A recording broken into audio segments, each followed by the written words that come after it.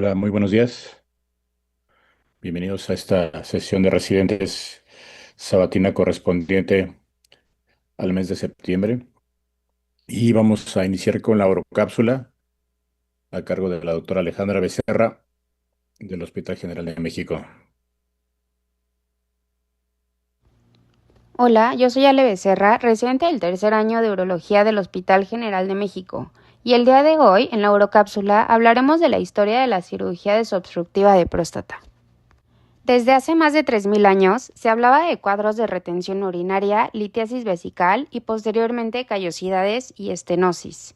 Sin embargo, la historia comienza a partir del año 300 a.C., en la isla de Kos del mar Egeo, donde el griego Erastratos utilizaba una sonda de plata en forma de S para cateterizar la uretra. Años más tarde, en el año 30 después de Cristo, Cornelio Celso en Roma, en su Tratado de Remédica, habla acerca de la utilización de catéteres de bronce como tratamiento para la retención urinaria. Fue hasta 1564 cuando el médico francés Ambrosio Paré habla sobre el compromiso de la próstata en algunos trastornos urinarios, y en 1575 describe un procedimiento utilizando una sonda rígida afilada que permitía roer el tejido que obstruía el cuello de la vejiga.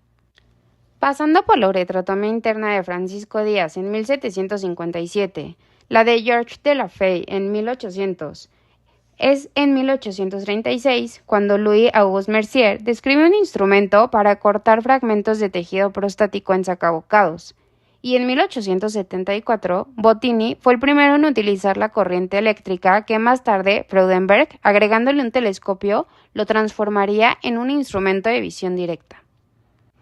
Paradójicamente, la técnica transuretral es anterior a la abierta, es así como en 1891 George Goodfellow realiza la primera adenomectomía perineal completa en Arizona, un mes antes que su compatriota Wishart. Ambos desconocían el trabajo del otro. Le siguieron en Norteamérica Carpenter, McLean y sobre todo Hugh Young. En Europa, Proust, Gosset y Albarrán. En 1901, Freyer, durante su estancia en Europa, es visitado por el Dr. Viteras. Le enseñó la técnica de Fuller y en 1901 comunica que es una técnica suya. Creía que extirpaba la próstata por completo y estas ideas fueron refutadas por Mayo, Fuller, Thompson y Wallace. En 1909, Van Stockum fue el primero en realizar una prostatectomía retropúbica extravesical. Le siguieron Hildebrandt en 1912, Litsky en 1922 y Otto Meyer en 1924. Pero el gran difusor de esta técnica fue Millin, muchos años después. Al mismo tiempo, el padre de la urología americana Hugh Hampton Young, alrededor de 1909, realizaba los primeros procedimientos endoscópicos llamado Punch Operation, con un uretroscopio modificado con un tubo de corte al que agregó una hoja de cauterio. Posteriormente, le agregó un pequeño motor rotativo para remover una mayor cantidad de tejido. Una nueva era comenzó cuando Maximilian Stern presentó su nuevo instrumento ante la sección genitourinaria de la Academia de Medicina de Nueva York en enero de 1926. Describió su aparato como capaz de operar bajo el agua, provisto de un asa movible de alambre de tungsteno, que puede extirpar fragmentos longitudinales de tejido parecidos a los espaguetis, y al que llamó resectoscopio. El término adoptado por Stern, según el diccionario de Urban, está compuesto por una raíz latina resectio, que significa acción de cortar, y otra de origen griego scopio, que significa mirar o examinar. Theodore Davis, quien aparte de un urólogo era ingeniero electrónico, desarrolló en 1930 junto con la firma Acme modificaciones al suministro de la corriente, dotándolo de diatermia para controlar el sangrado. Desarrolló también la pedalera para controlar la corriente de corte o coagulación y no requerir un asistente para ello, siendo estas modificaciones utilizadas hasta el día de hoy. Otro urólogo, Joseph McCarthy, inspirado en el éxito de Stern y Davis, desarrolló la óptica for oblique en 1932 y permitió la utilización al crear la ventana inferior del extremo de la camisa del resector. Mientras que el instrumento de Stern y Davis cortaba yendo hacia la vejiga, el de McCarthy cortaba desde el interior de la vejiga hasta el aparato, pudiendo observar el tejido cortado. Y en 1939, Nesbitt modificó el elemento de trabajo, posibilitando su manejo con una sola mano, pudiendo con la otra empujar la próstata desde el recto hacia el asa de corte. Regresando a la cirugía abierta, en 1945, Millin, mientras trabajaba en el Hospital All Saints, un hospital urológico, decidió explorar un abordaje abdominal retropúbico y publicó sus hallazgos en The Lancet. La prostatectomía retropúbica, una nueva técnica extravisceral, en 1945, con referencia al trabajo de Van Stockholm. Esto sentó las bases para el enfoque moderno de la cirugía del cáncer de próstata. Redujo las objeciones a los tres grandes problemas: hemorragia, infección y pérdida de orina. Posteriormente, Paul Madsen demostró la relación entre la presión endovesical y la reabsorción de agua, recomendando reducir los potenciales incrementos de dicha presión. En tal sentido, se comenzó por utilizar la irrigación de agua destilada libre de pirógenos en bolsas de plástico, luego soluciones no electrolíticas de glucosa al 4% y finalmente soluciones de manitol al 15%. Fue así como José Iglesias de la Torre en La Habana, más tarde radicando en New Jersey, desarrolla en 1970 su conocido resector de flujo continuo, modificando el ya de Morgenstern en 1930 para la evacuación de restos litiásicos. Su instrumento consistía en una camisa doble para flujo de entrada y salida de líquido de irrigación.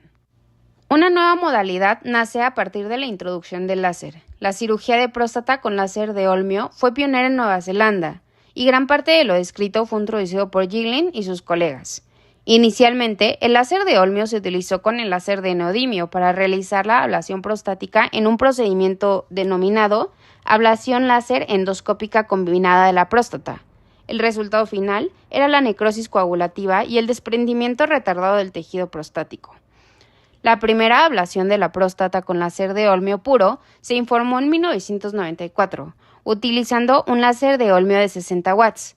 Utilizaba una fibra láser de fuego lateral para la ablación de la superficie de la próstata. El tejido se vaporiza instantáneamente y el desprendimiento continúa hasta que queda una cavidad. Aunque el procedimiento fue relativamente fácil de aprender, consumía mucho tiempo y se consideró ineficiente. En un intento para aumentar la eficacia y eficiencia de la cirugía de próstata con láser de Olmio, se desarrolló la técnica de resección de próstata con láser de Olmio. Este procedimiento se realiza con una fibra láser de disparo final o lateral, y el adenoma prostático se extirpa poco a poco, cortando los lóbulos en trozos lo suficientemente pequeños como para su evacuación a través de la vaina del resectoscopio. No fue hasta 1996 que se pudo realizar la enucleación completa del lóbulo, cuando se desarrolló un morcelador mecánico viable para eliminar los fragmentos de tejido prostático, para dar lugar al procedimiento OLEP. En el procedimiento OLEP, la fibra láser del Olmio y el endoscopio láser se mueven en el mismo plano que el dedo índice del cirujano en una prostatectomía abierta, para enuclear el adenoma prostático. Los vasos sangrantes se coagulan a medida que se enuclea el lóbulo, alejando el láser del tejido capsular. Luego, el lóbulo enucleado se deposita en la vejiga, donde se extrae utilizando un morcelador de tejido. Las propiedades hemostáticas del láser de Olmio y el uso de irrigante salino normal permitieron realizar la cirugía de próstata de todos los tamaños, lo que resultó en tasas de transfusión muy bajas y eliminó el riesgo de hiponatremia relacionado con la resección. A pesar de las nuevas tecnologías, la mínima invasión actualmente cobra un papel cada vez más relevante. Se ha descrito diferentes formas de abordar el adenoma prostático por vía laparoscópica. La descripción inicial fue publicada por Mariano y colaboradores en 1992, quienes realizan una incisión longitudinal vesicocapsular. Posteriormente, Van Belthoven reportó su experiencia mediante una incisión transversa de la cápsula y enucleación del adenoma con ayuda de bisturí armónico. Sotelo y colaboradores, por su parte, describen una cistostomía transversa proximal a la unión prostatovesical y una enucleación con ayuda de un prostatomo. Y es así como la historia de la cirugía prostática es un testimonio del progreso médico y tecnológico de más de 3.000 años. De los más rudimentarios métodos de sondaje en la antigüedad hasta las más complejas técnicas de enucleación láser y abordaje mínimamente invasivos. El desarrollo ha sido continuo, con momentos clave como la introducción del resectoscopio por Stern, la técnica retropúbica de Millin y la revolución que significó la cirugía láser de Olmio. Estas innovaciones han permitido reducir complicaciones como hemorragias, infecciones, trastornos electrolíticos, haciendo los procedimientos cada vez más seguros, precisos y menos invasivos. Actualmente, la cirugía prostática continúa evolucionando hacia técnicas con menor agresión quirúrgica, como la paroscopía y cirugía robótica, demostrando que el futuro de la urología está cada vez más ligado a la tecnología, sin perder de vista la experiencia acumulada durante siglos de práctica médica.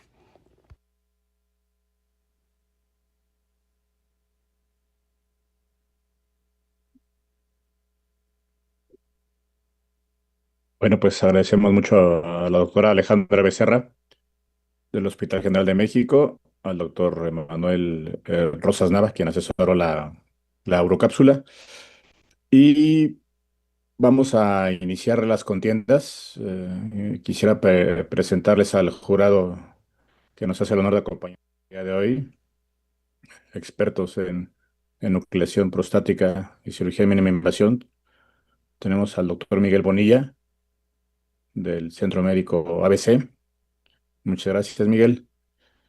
Al doctor Pablo Venegas, él es urólogo, se encuentra en el Hospital Ángeles Centro Sur en Querétaro. Y al doctor Noé Martínez, también urólogo, muchos lo conocen, y él se encuentra en el Hospital San Angelil Satélite. Y bueno, pues vamos con la primera contienda. Los dos equipos que van a disertar va a ser la Glande Gang, que se encuentra Alejandro Acuña e Iván Aldair Peña, y van a competir contra las reinas, las Protas Lovers, Magnolia Cholico y Gloria Valdivieso. Y el tema va a ser OLED versus adenomectomía para próstatas de 200 gramos, mayores de 200 gramos. ¿Quién va a pedir el volado acá? Tengo la morada, no se ve bien. A ver, bueno, van a tener que confiar porque la cámara no nos ayuda mucho. Las damas las piden. Ok, ¿Cuál le piden? Águila. Águila. Cayó Sol. Alejandro, tú pides, tú dices, inicias y qué vas a defender o qué Y posición. nosotros, sí, gracias. Nosotros defendemos el uso del OLED y que pasen las doctoras. Entonces, Magnolia, ¿ustedes defenderían la adenomectomía? En Sí. primer término.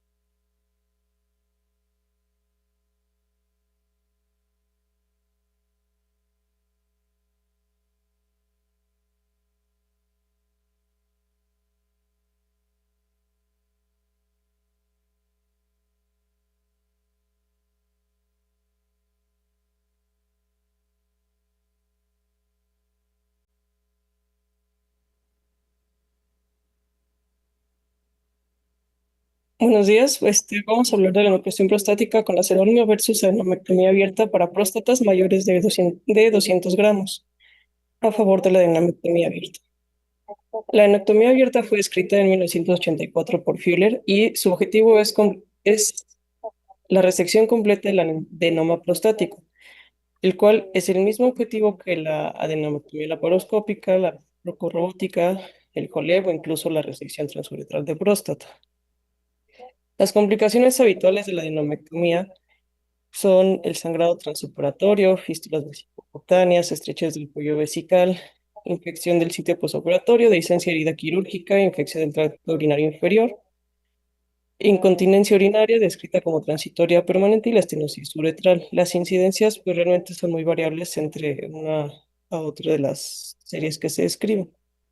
Por otra parte, las complicaciones de la enucleación prostática con láser olmio, encontramos el sangrado trans y posoperatorio, la perforación capsular o subtrigonal, igual la infección urinaria, lesiones del esfínter, la morcelación incompleta del adenoma prostático en la necesidad de hacer una cistostomía abierta para extraer el adenoma. Los pacientes pueden presentar disuria, igual incontinencia urinaria transitoria y permanente y la estenosis de uretra. Algunas otras desventajas es que no se pueden tratar a otro tiempo como patologías vesicales como los divertículos y pues en caso de cistolitiasis de muy gran tamaño, pues aumenta el tiempo quirúrgico. Y además la disponibilidad del equipo en las instituciones públicas donde se atienden la mayoría de los pacientes en nuestro país.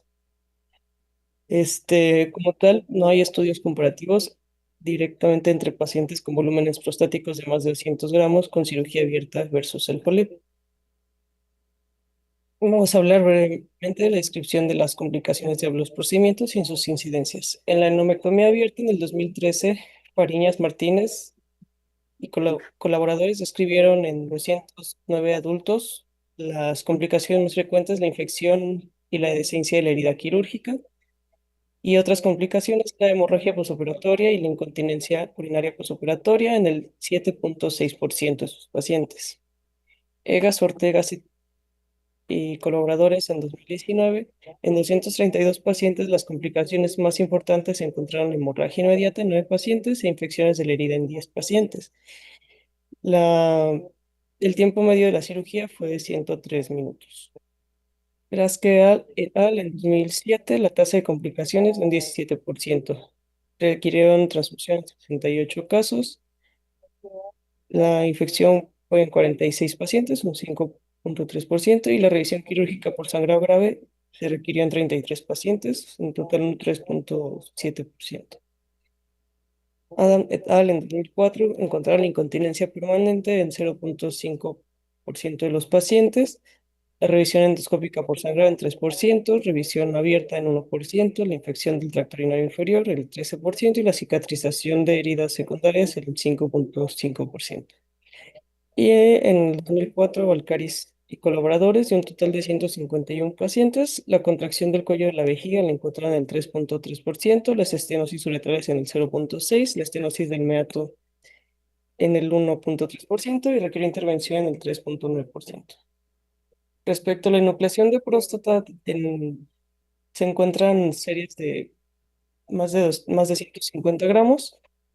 Málaga et al. En el 2006, en 86 pacientes con una próstata promedio de 170 gramos, una mínima de 125 y una máxima de 309 gramos. Encuentran un tiempo quirúrgico entre la enucleación y la morcelación de aproximadamente 120 minutos. Los pacientes permanecen en promedio hospitalizados de 26 horas y la duración de la sonda es de 15 horas. Ellos requirieron hacer una cistostomía abierta en 2 pacientes para remover el adenoma. Posteriormente reportan otra serie en el 2010 con 57 pacientes. En, en esta igual el tiempo de nucleación permanece muy similar. Algunos pacientes requirieron hacer una uretrostomía perineal debido a que los endoscopios no alcanzaban al hacer la nucleación por la longitud de la próstata.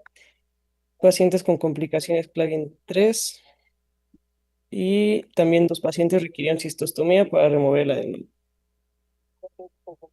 En Kim et al. En 502 pacientes, el tiempo quirúrgico aumenta en las próstatas de más de 200 gramos. Un paciente requiere cistostomía para el adenoma. Splitbo et al. En 2017, igual una tasa de incontinencia del 16.7%. En el 2023, 3 grupos, igual con varios volúmenes. En los pacientes, el tiempo quirúrgico es comparable entre los 3 grupos. y la tasa de transfusión fue mayor en pacientes con próstatas de más de 200 gramos. Aquí hay una serie de 2021 con 157 pacientes, en los cuales a 9 pacientes les requirieron hacer cistostomía para remover el adenoma cuando era un volumen de más de 200 gramos. E igual en 2021, igual, en 88 pacientes con más de 200 gramos, 7 pacientes requirieron cistostomía para remover el adenoma. La incidencia por la estenosis uretral post-procedimiento, pues realmente es muy similar entre el HOLEP y la prostatectomía abierta en esta serie. La incidencia por incontinencia urinaria no es muy clara. Algunas series reportan del 0,2 o 1%, otras hasta el 24%. En en la enucleación prostática, la incontinencia urinaria aumenta, pues también de acuerdo al volumen prostático. Respecto, así es, costo económico, refieren que la enucleación prostática tiene un menor costo que que la adenomectomía, considerando que un paciente fuera a terapia intensiva y requiriera transfusiones sanguíneas. Pero recientemente, pues, se ha visto que en nuestros países, pues, no está tan disponible la, la tecnología para hacer una enucleación prostática, por lo que muchos urólogos se han volcado a perfeccionar otras técnicas como abiertas o laparoscópicas.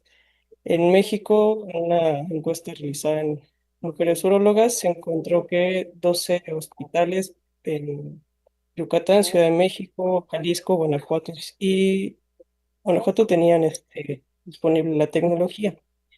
La mayoría de los hospitales del IMSS no cuentan con ella. Hospitales del ISSSTE tampoco contaban con la tecnología, incluso el Hospital 20 de Noviembre, La Raza, que son de gran referencia.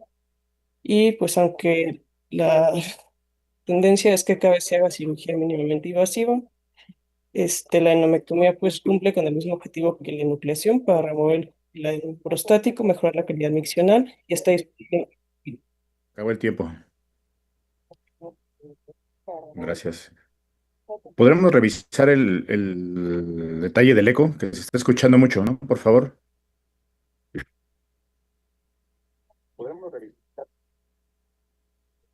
Bueno,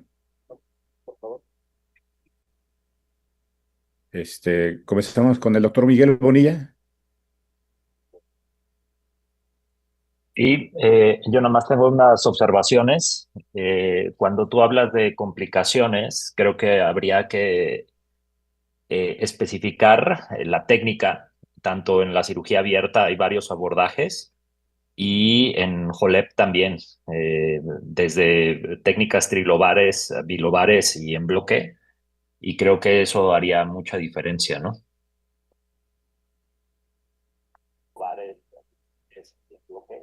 Muchas gracias, Miguel. Pablo, gracias por acompañarnos.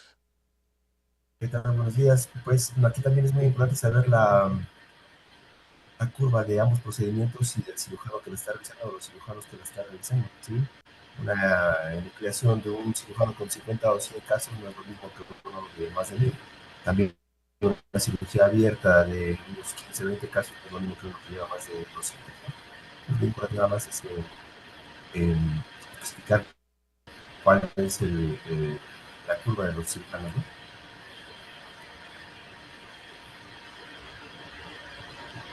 ¿no? No se escuchó bien la pregunta, Pablo, perdón. A ver, ahí me escuchan bien. Se distorsionó un poco el audio, pero ya se escucha. Sí, bueno, nada más es importante en los estudios determinar la curva de cada cirujano, tanto en nucleación como en adenomectomía, ¿sí? Saber cuántos casos o determinar cuántos casos lleva cada cirujano de OLEP y cirujano de adenomectomía, porque son muy diferentes los resultados cuando ya se tiene una curva completa de más de 1000 casos, ¿sí?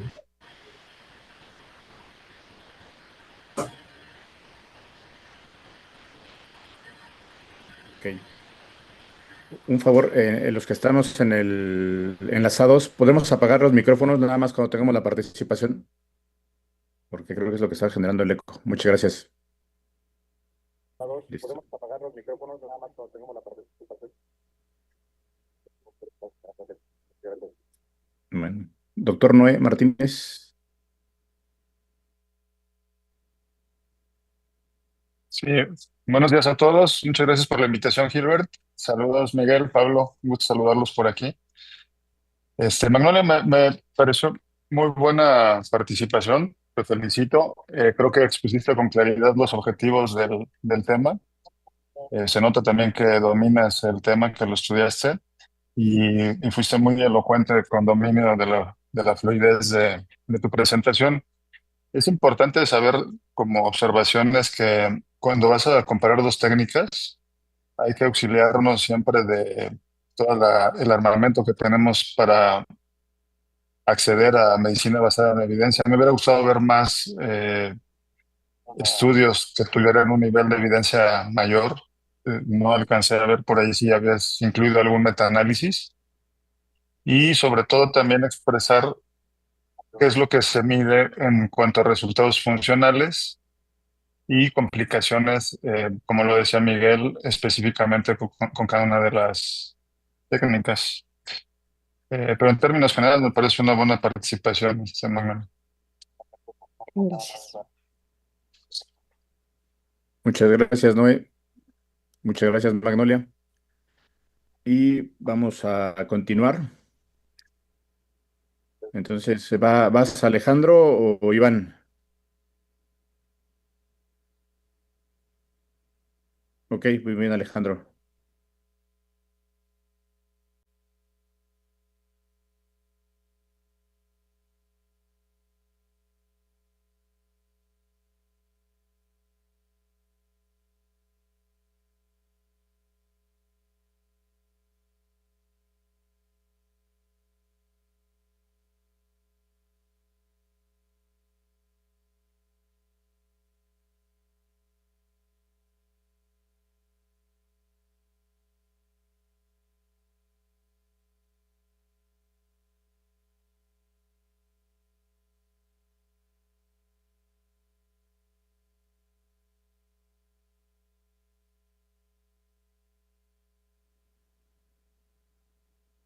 Buenos días. Sobre el OLEP y el manejo de la patología prostática benigna con crecimiento mayor a 200 gramos.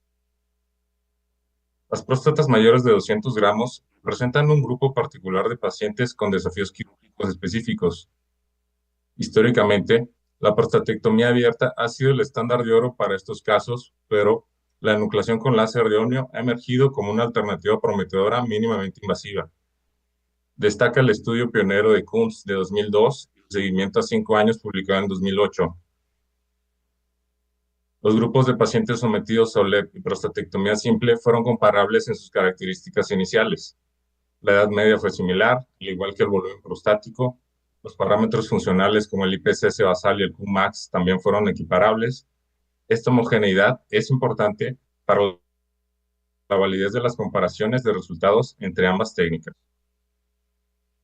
El tiempo operatorio es mayor en OLEP de 136 minutos comparado con la prostatectomía abierta de 91 minutos, lo que refleja la complejidad técnica inicial del procedimiento endoscópico. Sin embargo, la OLEP demuestra ventajas significativas en la pérdida hemática, solo 1.9 frente a 2.8 gramos por decilitro en cirugía abierta, una P significativa, con una tasa de transfusión de 0.8 y de 13.3% respectivamente. La estancia hospitalaria también es considerablemente menor con OLEP, 70 horas frente a 250 horas, y una permanencia de catéter transuretral de 30 frente a 194 horas con la prostatectomía abierta. Como paréntesis, la prostatectomía robótica muestra valores intermedios entre ambas técnicas. A los 6 meses postintervención, ambas técnicas muestran una mejora notable en los parámetros funcionales. En cuanto a síntomas, el grupo de OLEP presentó una reducción media de 23 a 3 puntos en la escala de IPSS y el grupo de prostatectomía abierta de 21 a 3 puntos.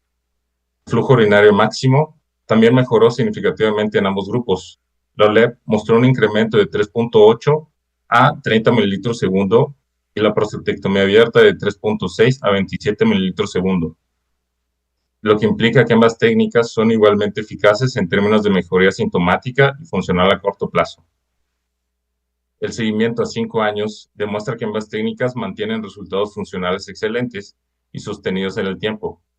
La puntuación de IPSS continúa mejorando gradualmente hasta estabilizarse en aproximadamente 3 puntos para ambos grupos, lo que representa una calidad de vida prácticamente normal en cuanto a síntomas urinarios. El flujo máximo también se mantiene estable en torno a 24.4 mililitros segundo en ambos grupos a los 5 años. Así también, la satisfacción del paciente es comparable con más del 90% de pacientes satisfechos con los resultados a largo plazo, independientemente de la técnica utilizada. A su vez, también se reporta una disminución del antígeno prostático del 60 hasta el 90%. Las tasas de recuperación son comparables entre el OLED en un 5% y prostatectomía abierta del 6.7%, sin diferencias estadísticamente significativas. Las causas de recuperación son similares entre ambos grupos, incluyen estenosis uretral, 3.3, fractura del cuello vesical, 1.7 versus 5%.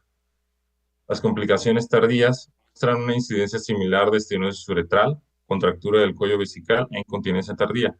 Estos datos sugieren ligera tendencia favorable para el OLED en términos de menos recuperaciones, aunque sin alcanzar significación estadística. Este estudio representa la primera revisión sistemática específicamente enfocada en la enucleación prostática láser para próstatas por arriba de 175 gramos, publicado en el 2022 a partir de 6 estudios, todos retrospectivos, que incluyeron 375 pacientes. Destaca la siguiente tabla, donde nos muestra los resultados, observando un periodo de hospitalización corto de 1 a 2 días en promedio, porcentaje de conversión bajo, ya sea cirugía abierta o RTUP, la cual varía dependiendo del tamaño de la muestra, como el caso de la publicación del grupo de Kim, publicada en el 2015, donde el tamaño de muestra era de solo 6 pacientes, reportando una tasa de conversión más alta en 4 pacientes. La duración de cateterismo, el cual se observó corto, donde se reporta el retiro incluso el mismo día o hasta 48 horas. Tasa de retratamiento cercano a 0%, consistente con los resultados antes mencionados. Así también se muestra en esta tabla el efecto del procedimiento en su seguimiento de 18 meses, los cuales se mantienen sin diferencia significativa. Ahora bien, ¿qué recomendaciones se hacen en este contexto? En las próstatas de mayor tamaño, es más probable encontrarlas con aumento de la densidad vascular. Por lo tanto, siempre se debe asegurar una coagulación efectiva de la fosa prostática antes de la morcelación y evitar lesiones inadvertidas. Así también, en próstatas muy grandes, son comunes los adenomas satélites, que dificultan identificar el plano. Por lo tanto, se recomienda la enucleación del adenoma principal. Posteriormente, continuar con los nódulos hiperplásicos. Generalmente, es más difícil morcelar ese tamaño de próstatas. Incluso algunos recomiendan el uso de pinzas para remover nódulos duros, la resección transuretral o considerar la cistostomía en casos extremos. Y un mayor cuidado, obviamente, con el cuello vesical para evitar lesiones de los meatos uretrales. En conclusión, la evidencia muestra que el OLED iguala en eficacia y seguridad a la prostatectomía abierta en próstatas gigantes, con resultados funcionales sostenidos. La OLED ofrece ventajas claras en parámetros perioperatorios, con menor pérdida hemática, estancia hospitalaria reducida y un ahorro económico observado en el menor uso de medicamentos analgésicos, días de hospitalización y la reintegración a la vida normal más rápidamente. El riesgo quirúrgico es otro factor importante, por ejemplo en pacientes ASA 3 a 4, la cual ofrece ventajas claras por su menor morbilidad perioperatoria. Aunque la curva de aprendizaje representa un desafío, es alcanzable con un programa estructurado progresivo. En base a estos resultados, la recomendación es la enucleación con láser como tratamiento de primera línea para próstatas arriba de 200 gramos, siendo así la evolución natural en el tratamiento del crecimiento prostático de alto volumen, combinado eficacia, seguridad y ventajas económicas. Muchas gracias. Muchas gracias, Alejandro. Noé, si quieres, comenzamos con tu participación.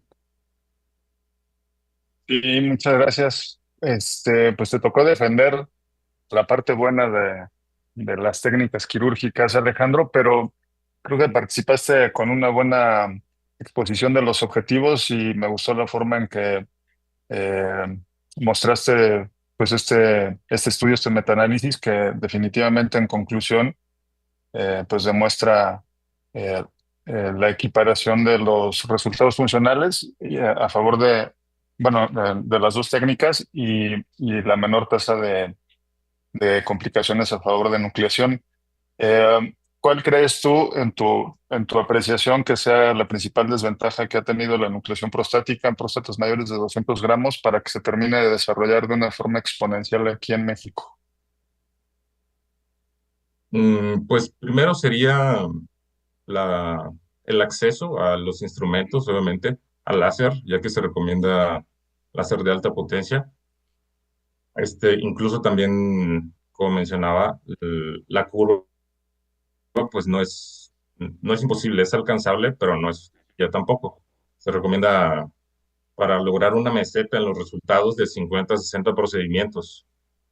Y pues Ok. obviamente en próstatas más desafiantes de este tamaño, pues sí, la curva tendría que ser incluso más elevada. Ok. Pero bueno, en resumen, considero que los costos, ¿no? Sin embargo, y me hubiera gustado ver por ahí, a lo mejor te faltó una diapositiva que hablara acerca de esto, ¿no? Sí, hay un estudio muy interesante italiano, de un grupo de Italia, donde hicieron una comparación de costos, costo-beneficio, comparando cirugía abierta contra enucleación prostática y cirugía abierta, perdón, y RTP contra HOLE. Entonces, un análisis de costos que nos pueda mostrar que a mediano y largo plazo el prorrateo de costos, sobre todo costos indirectos relacionados con complicaciones y el uso de medicamentos postoperatoriamente a favor de la enucleación, pues lo hace mucho más equiparable. Este tipo de situaciones de análisis de costos es algo que nos está faltando mucho en nuestras políticas actuales de salud y que definitivamente podrían hacer que grandes instituciones como el Seguro Social o el ISSSTE pues pudieran adquirir estos equipos viéndolo como una inversión a mediano o largo plazo. Muchas gracias, Alejandro. Gracias. Muchas gracias, Noé. Pablo.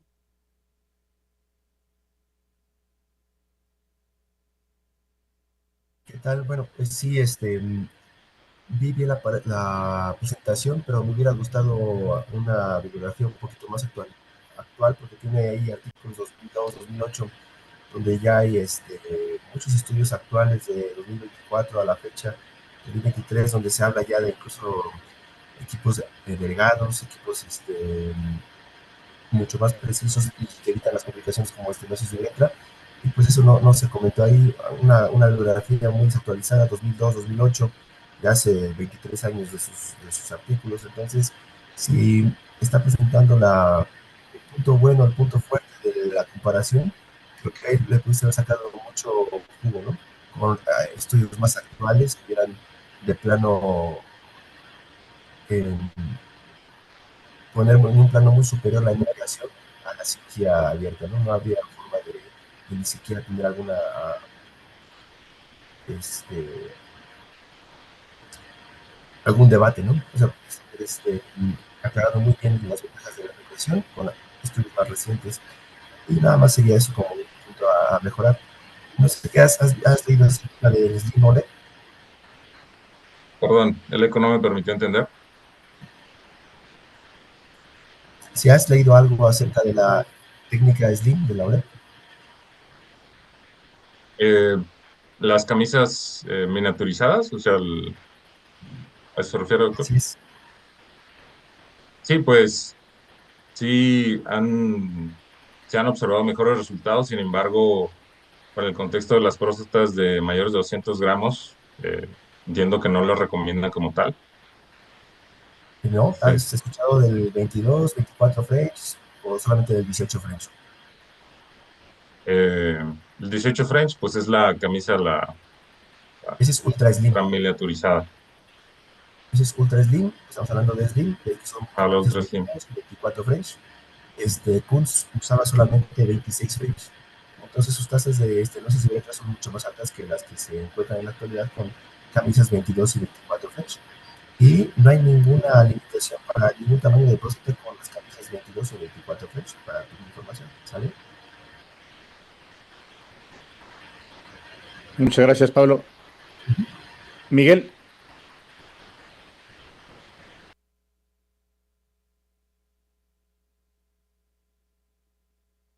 creo que no tienes audio, Miguel. Ya estoy ahí.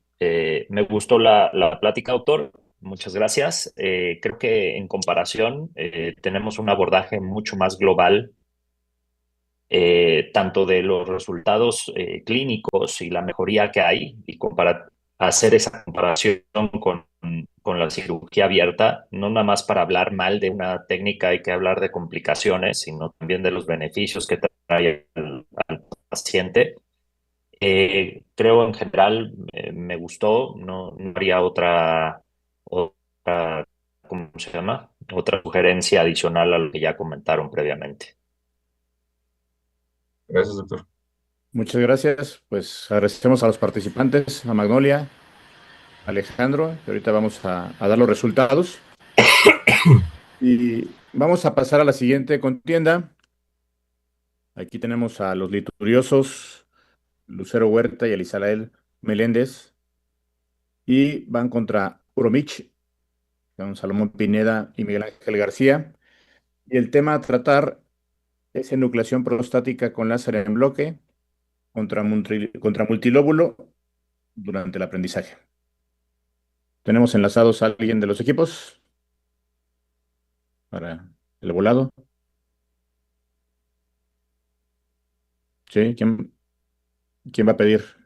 Bueno, las damas, Lucero. ¿Qué pide Lucero? Águila. Águila. Sol, cayó sol. Entonces, ¿quién de los de Romich, Salomón o Miguel? ¿Quién está enlazado? Ah, Salomón. Entonces tú decides qué defiendes y en qué lugar pasas.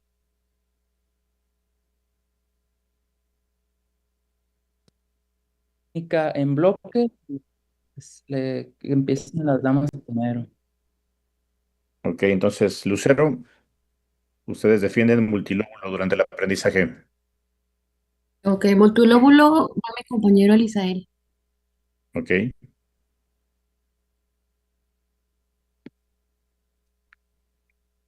se ve la presentación.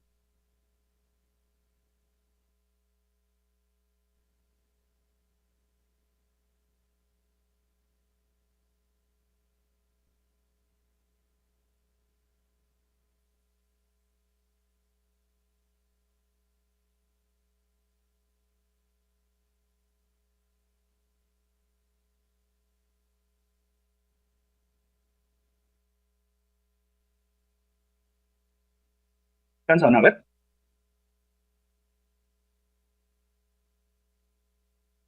¿Puedo iniciar? Sí,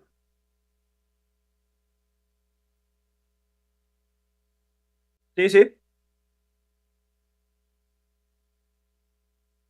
Sí, ya.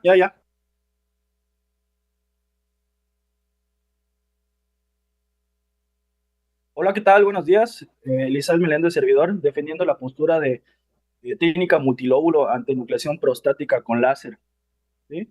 Bueno, tenemos que la nucleación prostática con láser puede ser holmio o tulio. Debe considerarse como una opción del tratamiento. Esto es independiente del tamaño de la próstata para síntomas del tracto urinario inferior. La OLED se usa a partir de volúmenes prostáticos de 30 y puede emplearse a partir de síntomas moderados a severos. Esto ya se emplea como una técnica estándar.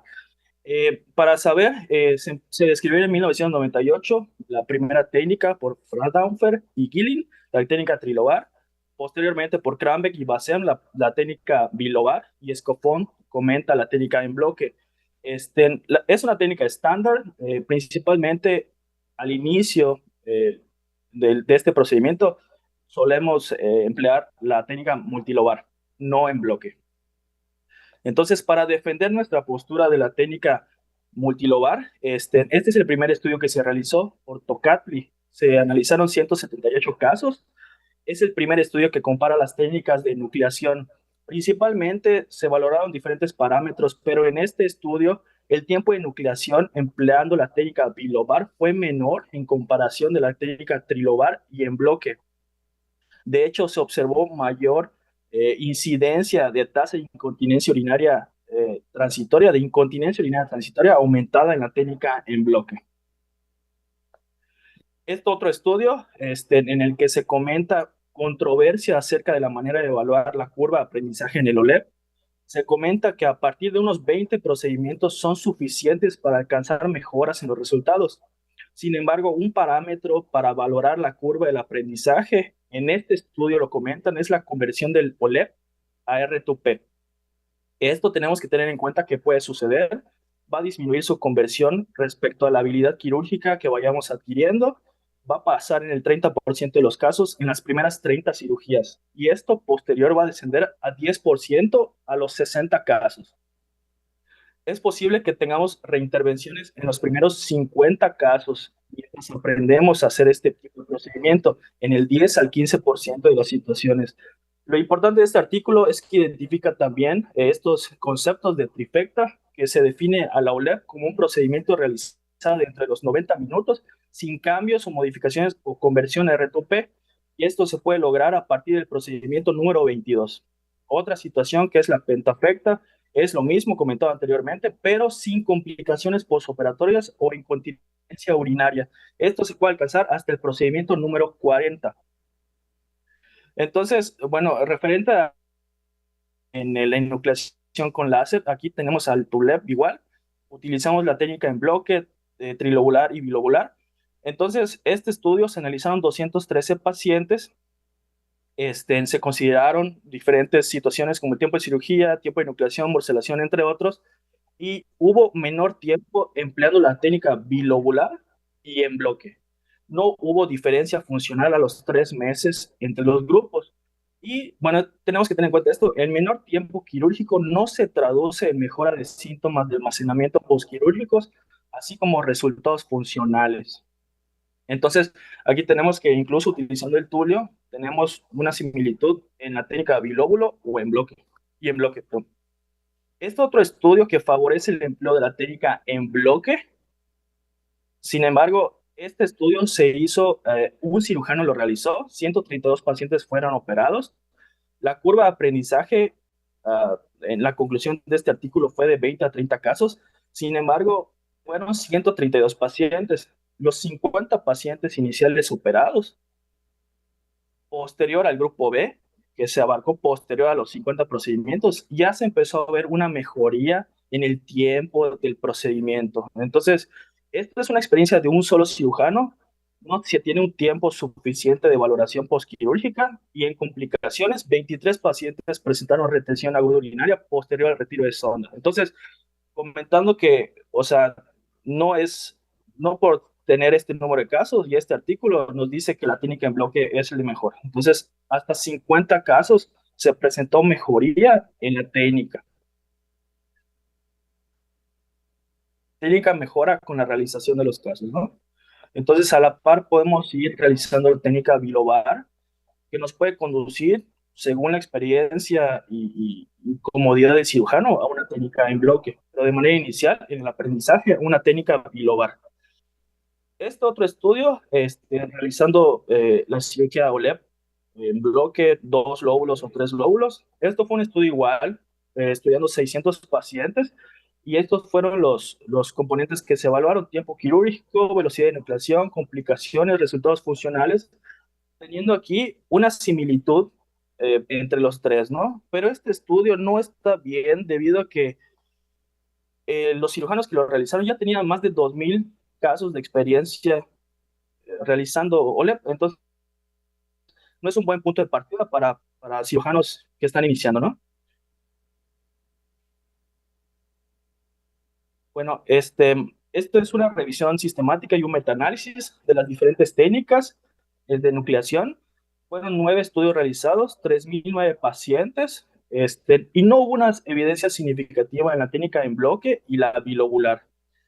definitivamente el tiempo de nucleación fue menor en la técnica en bloque que trilobular, pero son similares bilobular y en bloque. Entonces nos vamos a técnica bilobular. Como para comentar, son nuevos procedimientos, nuevas formas de modificación de la técnica bilobular. Este procedimiento realizado es una modificación de la técnica de Mirtas Ercis, lo realizaron unos turcos, 102 pacientes operados. La única forma es que de manera secuencial, por 12 pasos, se realiza la enucleación. O sea, y esto es mayor, para mayor comodidad, para identificar bien los planos mientras vamos aprendiendo. Entonces, ¿por qué una técnica multiplano? Este, Porque pues hay menor riesgo de perder una referencia anatómica, es similar el tiempo de nucleación que en una cirugía en bloque, la velocidad de nucleación también es similar, morcelada similar, resultados funcionales iguales prácticamente, continencia similar, curva de aprendizaje pues de manera intermedia y la seguridad también similar. Entonces, pues es más eficiente, la técnica más difundida y tradicional, es útil en próstatas grandes, curva de aprendizaje similar, seguridad comprobada y es versátil. Entonces, pues hay que seleccionar nuestros casos, conforme tengamos próstatas mayores, cambiar referente a nuestro proctor que tengamos, y pues la continencia preservada y los resultados reproducibles, incluso en próstatas grandes, con la técnica biplano. Y pues la elección es referente a lo que el cirujano desee, ¿no? Pues la bilobular tiene más eficiencia, mayor lógica anatómica y ventajas en la curva de aprendizaje. Es por eso que nos quedamos con la técnica multiplano, bilobular en este caso.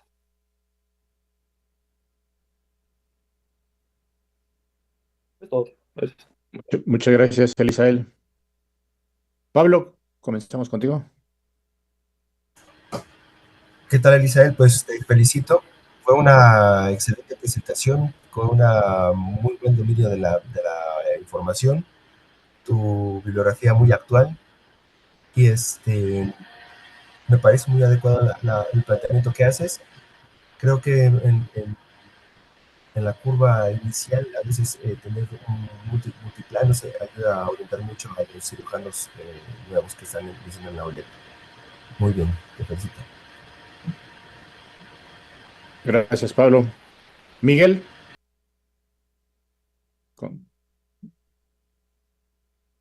No se escucha, Miguel, creo que no tienes activado el audio. Felicidades, Elisael. Muy buena plática, muy buenos estudios. La verdad me gustó tu plática. Creo que lo único que yo agregaría es realmente, creo que hay que entender que hay una evolución y así como evolucionó la ARTUP, ha evolucionado la enucleación y estamos hablando de una técnica que lleva más de 10, 20 años en estudio y creo que hay que dejar en claro que hay que hacer notar esa evolución y que hoy en día tenemos la evidencia de lo que realmente es mucho mejor, ¿no? A ti te tocó defender esta parte y yo nada más cerraría este abordaje o esta intervención por mi parte preguntándote a ti específicamente, cuando inicies tú tu curva de aprendizaje o si ya la iniciaste, ¿cómo decidirías hacer este abordaje? ¿Multilóbulo o en bloque? ¿Y por qué? Confianza mía, iniciaría multilóbulo. Yo creo que así empezaría para tratar de no perderme tanto. Pero Multilóbulo. perderte en qué, o sea, eso es justamente lo que quiero hacer referencia. Creo que, digo, yo en mi experiencia llevo 2 años y medio en este mundo de la nucleación y finalmente la única forma en la que lo pude hacer fue en bloque porque empecé con el láser verde. No hay forma de hacerlo multibloque con el láser verde. Y cuando hablan de perderse en el plano, pues realmente nada más estás generando una progresión del ápex hacia el cuello. Y acá tienes una referencia inicial que sigues, progresas, disecas y finalmente abres el cuello. En el multilóbulo siento que finalmente ese punto de referencia no existe y te puedes perder y crear tú un plano que crees que es el plano y realmente estás cortando el adenoma, ¿no? Y eso hoy actualmente lo sabemos.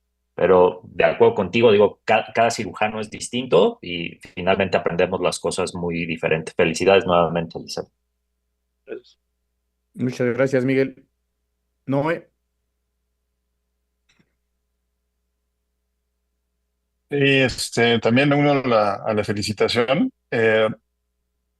A veces perdemos un poquito el objetivo de este tipo de controversias, pero creo que has cumplido muy bien con él. No se trata muchas veces de demostrar realmente o de estar del lado bueno de las controversias, sino precisamente hacer una construcción basada en evidencia científica, saberla sintetizar y expresar y pues llegar a unas conclusiones. Me gustó mucho cómo concluiste también con este esquema comparativo. Una de las grandes demostraciones de que alguien domina un tema es que tenga esta capacidad de síntesis y con un cuadro comparativo como el que pusiste, pues es muy sintético. Yo coincido con Miguel. Finalmente las preferencias de cada cirujano van a prevalecer sobre cuál técnica escoger, pero considero que más allá de si es tri, vir o lobar o en bloque, creo que lo que es fundamental, y eso para allá va mi pregunta, ¿qué es lo que está descrito que realmente modifica los resultados funcionales? Bueno, no resultados funcionales, sino más bien complicaciones perioperatorias en función sobre todo de la incontinencia urinaria. ¿Qué es lo que investigaste o qué es lo que leíste más allá de la técnica Trivi o Lobar o en bloque?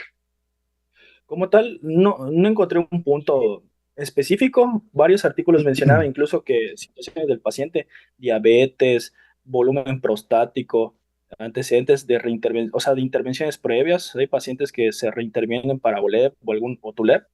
Entonces, realmente algo puntual no encontré, más que nada asociado al volumen prostático.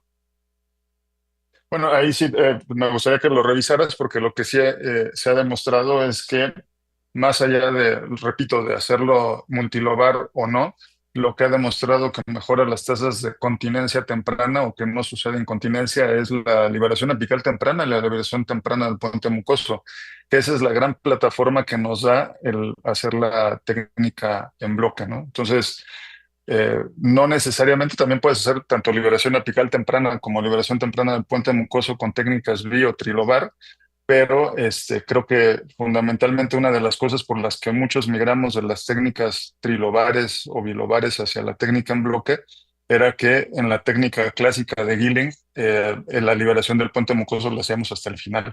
Entonces eso sí ha demostrado que puede impactar en la continencia urinaria. Y coincido totalmente con Miguel, el problema de hacer una incisión inicial es que, sobre todo para alguien que va empezando, encontrar el plano real de profundidad de la incisión a las 5 o 6 o 7 cuando lo haces bilobar, o a las 5 y a las 7 cuando lo haces trilobar, y que además eso es lo que determina tu plano de referencia durante toda la cirugía, puede ser uno de los retos iniciales para alguien que no tiene experiencia, ¿no? Y esa es una de las ventajas con la técnica en bloque. Pero bueno, te felicito, la verdad es que sí, también me pareció una participación bastante adecuada y a muy buen nivel. Muchas gracias, Noé. Entonces vamos a continuar con Salomón. Gracias, Elisael.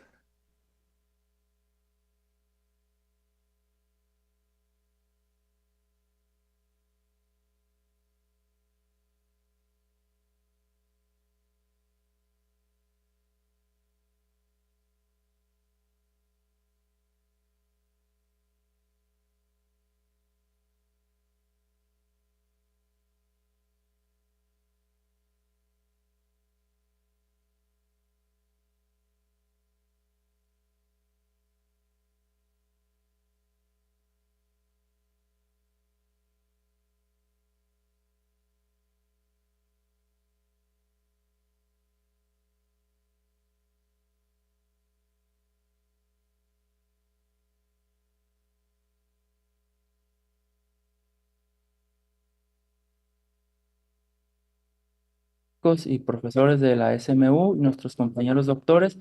El día de hoy toca defender la postura de la nucleación prostática con láser con la técnica en bloque durante el aprendizaje. En cuanto a la definición que presenta la guía europea, comenta que el crecimiento prostático que puede llevar a obstrucción del tracto de salida vesical es un padecimiento que va incrementando con la edad. De ahí que el tratamiento quirúrgico es una piedra angular en el manejo de estos síntomas. Esquematizándolo en su diagrama de flujo, Prácticamente próstatas de cualquier volumen son susceptibles de un tratamiento quirúrgico con técnicas de enucleación. De igual manera, la guía americana refuerza las indicaciones que tenemos para un tratamiento quirúrgico, desde insuficiencia renal secundaria a hiperplasia prostática benigna, retención urinaria refractaria a tratamiento, infecciones recurrentes del tracto urinario, litiasis vesical, hematuria macroscópica refractaria y síntomas de moderados a severos, igual manera refractarias a tratamiento. En cuanto a la evolución histórica, tenemos que ya al principio la técnica estandarizada que se manejaba era la prostatectomía simple abierta, pero de acuerdo con lo descrito en Charles Darwin en su obra El origen de las especies, el cual estableció que la evolución ocurre mediante cambios graduales y los cuales los consideraba más relevantes que grandes variaciones súbitas. De manera análoga, la evolución en diversas tecnologías médicas, incluida la enucleación prostática, responde a un proceso de selección acumulativa. Posteriormente, con lo descrito con Hiraoka y Akimoto en 1989 como un primer intento de nucleación, no fue hasta el año 1996 que Peter Gilling y Fraundorfer describieron la técnica de OLEP con una primera instancia con técnica trilobar.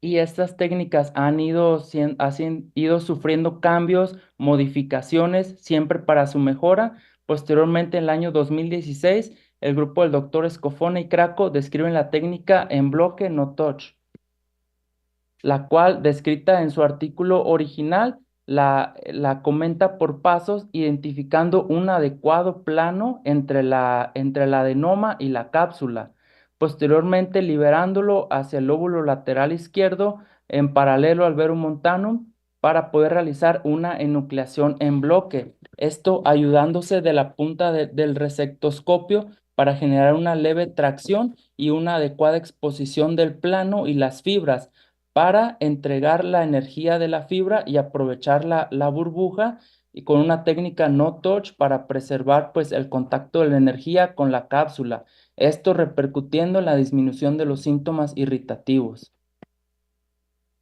Y además, esta técnica pues no fue exenta de sufrir modificaciones, siempre buscando su mejoría. Descrita en el año 2019, la técnica en bloque con liberación apical temprana por el grupo del doctor Gómez Sancha describe una liberación temprana conectando los ápices de las 11 a la 1 hora, y posteriormente la clásica pues separación en herradura de los lóbulos laterales para conectar la disección en bloque. Y esta liberación temprana pues nos ayuda a preservar el esfínter, repercutiendo gradualmente en la disminución en los síntomas irritativos y en la incontinencia urinaria. En cuanto a las técnicas en bloque versus la multilobar, tenemos una revisión publicada en la revista Urology en el año 2023, comparando la eficacia, la eficiencia y la seguridad de ambas técnicas. Se realizaron OLEPs del año 2017 al 2020 en un grupo de 606 pacientes, correspondiendo 303 para cada uno. Aparentemente es una muestra homogénea, ya que la media de edad fue prácticamente la misma, 70 años para los dos grupos, y un volumen prostático similar con una media de 90 cc. Y de igual manera los síntomas también con un IPSS de 21. Lo que concluyen los autores en sus resultados es que se muestra un menor tiempo de nucleación para la técnica en bloque de 17 minutos versus 34, con una P estadísticamente significativa, una mejor tasa en la eficiencia de enucleación con una tasa de 1.95 versus 3.78 gramos sobre minutos a favor de la técnica en bloque, un menor tiempo de morcelación, una mejor tasa de energía de láser, utilizando menor cantidad de energía para la técnica en bloque. Esto pues repercutiendo en menor tiempo y una mejor identificación de los planos. También en una revisión publicada en la revista Urology en el año 2024, comparando el impacto de la técnica definida como estándar a la trilobar versus la liberación apical temprana como técnica en bloque, compara que las cirugías realizadas de OLEP del año 2021 al 2022 en 114 pacientes coinciden que presenta un menor tiempo de procedimiento, repercute también en los síntomas y en la calidad de vida con escalas validadas y menor síntomas como la incontinencia urinaria, repercutiendo en un menor uso de protectores, tanto a 6 semanas como a 3 meses, todos con una P estadísticamente significativa. ¿Y qué tenemos en cuanto a curva de aprendizaje? Bueno, hay que presentar la evidencia científica, pero también hay que saber interpretarla, ya que sí, es una muestra de 132 pacientes comparados los primeros 50 versus los subsecuentes 82, con una mejoría notoria a partir de 50 procedimientos, pero los autores en su discusión comentan que a partir de los 20 a 30 procedimientos se alcanza a ver un realce significativo en la curva de aprendizaje. Esto para principiantes. Comparando lo descrito en la literatura con técnicas multilobar de 40 a 50 casos versus una técnica en bloque que a partir de 20 a 30 casos hay una adecuada familiarización y mejora de la técnica. Bueno, continuando con el patriotismo de las fiestas de septiembre para aprendizaje. En un adecuado mentorship del programa de nutrición de OLEP con unos satisfactorios resultados a corto plazo en la curva de aprendizaje de neurólogos jóvenes, tenemos que se realizaron 47 procedimientos, si bien fue una muestra baja, se compararon dos grupos, el tiempo de nucleación fue comparativo con los descritos en la literatura, pero los cuales fueron resueltas por una de sus mejorías, que tuvo un mentorship adecuado, un adecuado proctor, realizando una técnica en bloque, constituyendo un modelo replicable en Latinoamérica. Las conclusiones: la enucleación es factible y segura con técnica en bloque, la mentoría acorta la curva de aprendizaje y hay... Se acabó el tiempo, discúlpanos, Salomón. Hay que ajustarse al tiempo. Gracias. Bien, gracias, Salomón. Miguel, comenzamos contigo, por favor.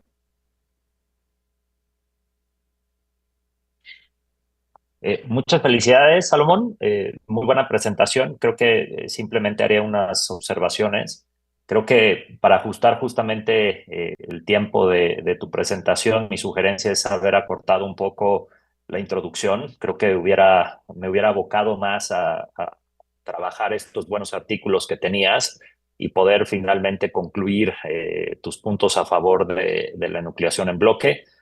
Fuera de eso, muchísimas felicidades. Gracias. Gracias. Pablo. ¿Qué tal? Muy bien la presentación, tu bibliografía también estuvo muy bien. Creo que hubo un momento en el que te fuiste un poquito hacia si es mejor o no la enucleación en bloque y la trilobar. Estamos más bien checando que en un ambiente de aprendizaje, ¿qué es mejor, si en bloque o multilobar? También quiero aclarar algo, que la liberación temprana del esfínter es algo obligatorio, o sea, es algo que hizo un cambio en la enucleación, y no estamos discutiendo si hay liberación temprana o no del ápex. Aquí lo que estamos viendo es partir el adenoma como una forma más fácil de aprendizaje, ¿sí? Entonces, hay técnicas 2 lóbulos, 3 lóbulos que primero liberan el ápex, que es justamente la técnica que yo aprendí de la doctora Karin Lirig. Entonces, la liberación temprana es un deber, ¿sí? Eso no hay esta discusión. Y vi muchos artículos que ponías ahí que la técnica clásica no hacía una liberación temprana del esfínter. Yo creo que eso sí, no hay forma de que sea comparativo con la técnica en bloque. Lo que tenemos que aquí enfocarnos mucho es si en el aprendizaje es mejor 2 lóbulos, 3 lóbulos o en bloque.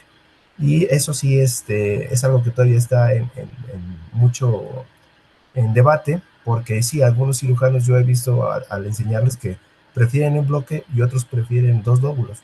Es mucho del gusto de cada persona, pero sí que quede bien claro que la liberación temprana del esfínter es un deber, ¿saben? Y no sé si has leído acerca de estas técnicas, Salomón, de liberación temprana en dos lóbulos. No, lo que he revisado pues ha sido de la técnica en bloque, el marcaje a partir de las 11 horas hacia la 1, con un marcaje de línea blanca para iniciar esa liberación temprana. Ok, sí, es recomendable ver videos incluso del doctor Gómez Sancha, de la doctora Karin Lirig o del doctor Tedita Ajo, porque ellos dan mucho hincapié en la liberación temprana del esfínter y posteriormente evolucionar la técnica a dos lóbulos. Casi todos ellos se enfocan en dos lóbulos. Entonces, algunos prefieren en bloque también, depende mucho de la configuración de la próstata. Pero aquí lo que estamos enfocándonos es en el aprendizaje, qué es mejor.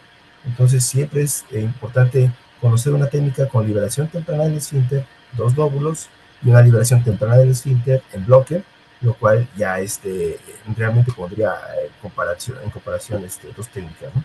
¿Sale? Para el aprendizaje. Muchas gracias, Pablo. Noé. Sí, exactamente. Creo que a veces perdemos un poquito el foco, ¿no? De acuerdo completamente con Pablo. Creo que esto de liberación temprana del puente mucoso es una situación que se tiene que hacer con cualquier técnica, ¿no? Aquí el tema es en qué momento hacer la incisión, que normalmente las técnicas biotrilobarias se hacen en un inicio. Recientemente estuvimos en un foro con Mariano González de Argentina y él está haciendo una técnica bilobar modificada bis, porque ya hay muchas técnicas descritas como bilobares modificadas, donde él hace una liberación apical temprana y del puente mucoso avanza levantando todo el apical hasta rebasar un poco el radio de las 12 y es en ese momento donde hace una incisión para hacer es una bilobar modificada en el radio de las 12. Eso permite, normalmente cuando se está haciendo un entrenamiento, que el proctor o el mentor hace la primera parte de la cirugía, que es esta de identificar el plano inicial, levantar el apical, llegar hasta el radio de las 12, ahí hacer una incisión y entonces a partir de ahí que el aprendiz haga el resto de la cirugía, teniendo ya como punto de referencia esa incisión a las 12. Mariano la llama la técnica de la croissant, porque finalmente no se divide en dos lóbulos el adenoma, pero sí queda como un cuernito, ¿no? Como un croissant. Me parece que es algo muy reproducible y que cuando estamos haciendo eh, pues sobre todo en hospitales de escuela, donde estamos pretendiendo que los residentes aprendan a hacerlo, puede ser algo mucho más factible. Y finalmente coincido lo que hemos estado redundando en las últimas dos intervenciones, que al final cada quien va a es su obligación conocer las técnicas, ver las ventajas y desventajas de cada uno y finalmente van a quedarse con la técnica que más les acomode, pero teniendo en cuenta que lo que es fundamental, recalcando nuevamente lo que dijo Pablo, es la liberación temprana del esfínter, ¿no? Muchas gracias, Noé. Muchas gracias, Salomón. Pues vamos a la tercera contienda y el tema es un tema pues, controversial, como todos.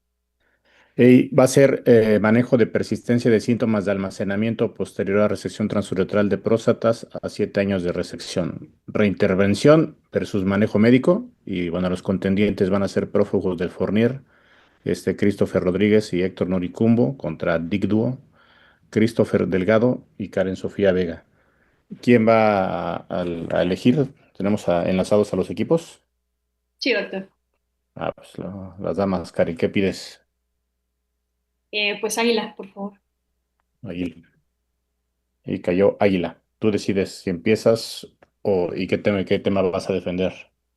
Sí, yo empiezo, voy a defender la reintervención. La reintervención. Ok, perfecto. Muy bien, Karen. Ok, ¿pueden ver mi pantalla?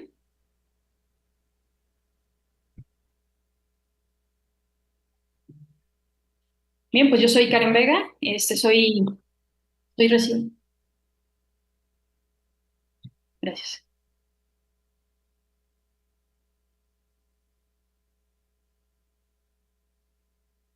¿Qué tal? Buenos días. Soy la doctora Karen Vega, soy residente del nuevo Hospital Civil de Guadalajara y el día de hoy voy a defender la reintervención en el manejo de la persistencia de síntomas de almacenamiento posterior a RTUP a 7 años de resección.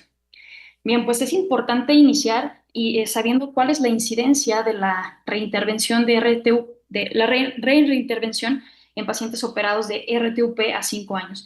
Pues en este estudio que les muestro aquí, en donde se realizó una revisión sistemática, publicado en el año 2023, se incluyeron 119 estudios, en donde se incluyeron 130,000 pacientes. Se determinó que la tasa de incidencia de reintervención es de 7.7 a 5 años para la RTUP. Comparando con otros procedimientos, por ejemplo, la OLEP es del 6.6% y de la fotovaporización del 7.1% a un seguimiento de 5 años. Sabiendo esto, pues es importante preguntarnos entonces cuál es la incidencia de síntomas de almacenamiento persistentes en pacientes ya operados. Es por esto que en este estudio, publicado en el año del 2018, nos dice que la persistencia de estos síntomas de almacenamiento, como son la nicturia, la urgencia, la poliaquiuria, están reportados presentes en el 20 al 35% de todos los pacientes posoperados de RTU. Entonces, ellos nos dicen que hay una tasa de reoperación de un seguimiento a 96 meses, que es más o menos 8 años, y ellos identifican algo bien importante, que la menor tasa de éxito en estos pacientes posoperados de RTU son aquellos que tienen una hiperactividad urodinámica del detrusor preoperatoria y síntomas preoperatorios también, pero graves. Entonces nos podríamos preguntar, ¿qué grupo de pacientes representa o presenta un riesgo de desarrollar síndrome de vejiga hiper o hipoactiva tras una resección?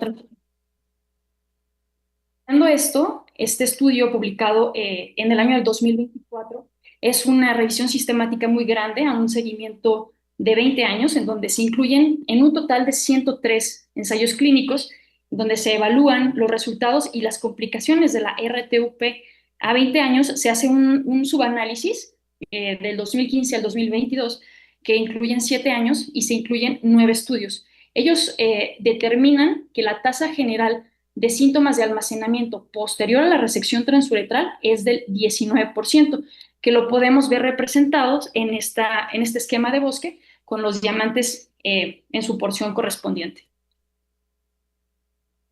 Y bueno, ¿existen factores predictivos de persistencia de los síntomas? Pues esto está apoyado por este estudio publicado en abril del 2024, en donde ellos estudian 586 cirugías realizadas entre el 2016 y el 2022, en donde todos estos pacientes operados presentaban al menos un síntoma de almacenamiento previo. Y ellos identificaron las características asociadas con mejoría, estabilidad o deterioro de síntomas de almacenamiento postquirúrgico. Entonces, ellos trataban de mejorar si existía un factor de riesgo para la no mejoría. Sus resultados fueron los siguientes. Los síntomas posterior a la resección transuretral de próstata mejoraron en un 87%, permanecieron estables en un 5.7% y empeoraron en el 7.4%. De acuerdo a las características de todos los pacientes estudiados, ellos determinaron predictores de empeoramiento, los cuales fueron edad avanzada, puntuación de IPSS elevado, una enfermedad cardiovascular, diabetes mellitus y una enfermedad neurológica previa. Entonces, podríamos hacernos también otra pregunta importante. ¿El tratamiento médico es un factor predictivo para realizar una resección transuretral de la próstata? Bueno, pues en este estudio, publicado en el año del 2021 en la revista de Neurología y Urodinamia, nos hacen un seguimiento apoyando esta pregunta a 10 años. Entonces ellos estudian 92 pacientes que también se sometieron a una RTUP desde el 2004 al 2016 y ellos asociaron algunas variables que encontraron para una reintervención. Entonces tuvieron los siguientes resultados. Tuvieron 14% de pacientes que fueron reintervenidos, de los cuales 9.6% de estos pacientes recibieron tratamiento médico por síntomas urinarios persistentes. Entonces, la necesidad de tratamiento farmacológico posterior a una resección transuretral de la próstata, ellos consideraron que era un factor dependiente para realizar una segunda cirugía. Y cabe mencionar que del total de las reintervenciones, 92% de estos pacientes reintervenidos se sometieron a una RTUP a los 5 años. ¿Qué nos dicen las guías? Es necesario realizar un estudio urodinámico en estos pacientes. Sí, la respuesta es sí, sin embargo, con una recomendación débil. Ellos dicen que hay que realizar una urodinamia en los pacientes en los que se ha realizado una técnica invasiva fallida, es decir, lo podemos considerar fallida cuando persisten los síntomas. Entonces, se recomienda realizar una reintervención cuando tenemos una evidencia en la urodinamia de un patrón, con evidencia de un patrón obstructivo bajo. Y esto no nada más, reintervención no nada más para actuar en el crecimiento prostático, sino también cuando encontramos, por ejemplo, una contractura de cuello o una estenosis de uretra. Y es importante saber que debemos de descartar la RTUP cuando hay un trastorno funcional ya evidenciado. Con todo esto, yo puedo concluir que realmente las tasas de resección transuretral de la próstata son bajas, más o menos a 7 años aproximadamente un 8%. La resección transuretral de la próstata por persistencia de síntomas de almacenamiento debe de ser totalmente selectiva. Y es necesario identificar aquel grupo de paciente que tiene un riesgo de empeoramiento de los síntomas posterior a la cirugía, como lo son edad avanzada, una puntuación IPSS previa elevada, enfermedades cardiovasculares, diabetes mellitus, enfermedad neurológica. La necesidad de tratamiento farmacológico posterior a una resección transuretral de la próstata es un factor dependiente para una segunda cirugía. Por esto también puedo concluir que la decisión entre el manejo de síntomas persistentes con medicamento y reintervención es más bien algo escalonado. Si nosotros vemos que nuestro paciente no mejora posterior al tratamiento médico, pues ya podremos evaluarlo con una urodinamia y saber si es candidato o no a una resección. Y por último, debemos descartar una disfunción neurológica vesical antes de someterse a una resección transuretral de la próstata. Muchas gracias. Muchas gracias, Karen. Pablo, comenzamos contigo.